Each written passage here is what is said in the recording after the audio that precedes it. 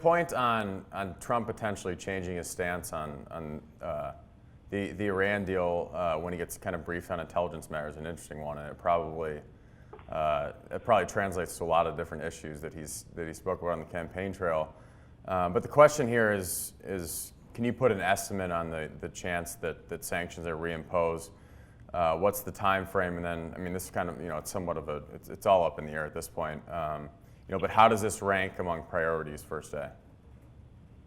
Well, I think it's going to rank pretty high. It's something that, again, I think there's going to be a lot of focus on by him and his team to do things that are completely within his control, to have an immediate impact, and also to show progress, because he said, Congress, people didn't do anything in Washington, I'm going to change things. And so I think there's going to be a big focus, not just on energy issues, but other areas as well.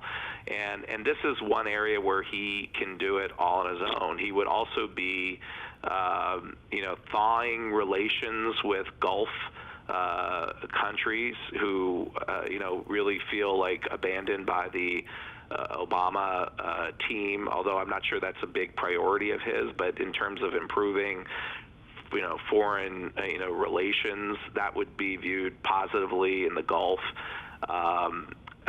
Israel obviously would be, I think, very pleased there, and there's a lot of constituencies that would be, urging him to take this action and would be very welcoming of this decision.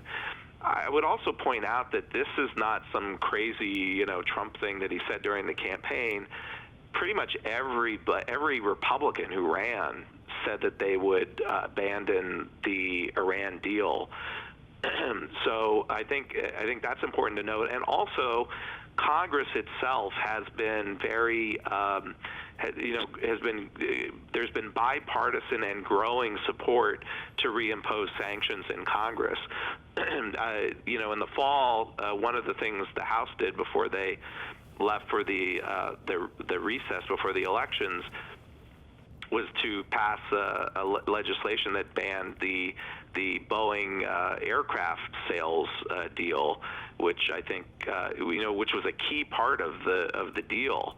And so he will have a lot of support in Congress for taking this action, and therefore I think the chances, I'm not sure I'd put a number on it, but there are not a lot of issues that he would take that he would have a lot of support in Congress, and a lot of these other support from from the Gulf countries and Israel on something like this.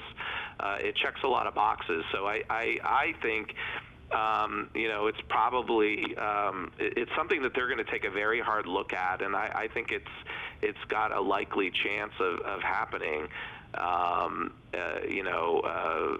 I think the only alternative is if he's walked back by some kind of security assessment that, quite frankly, we don't know. It's something that our intelligence agencies have flagged that would make him pause. But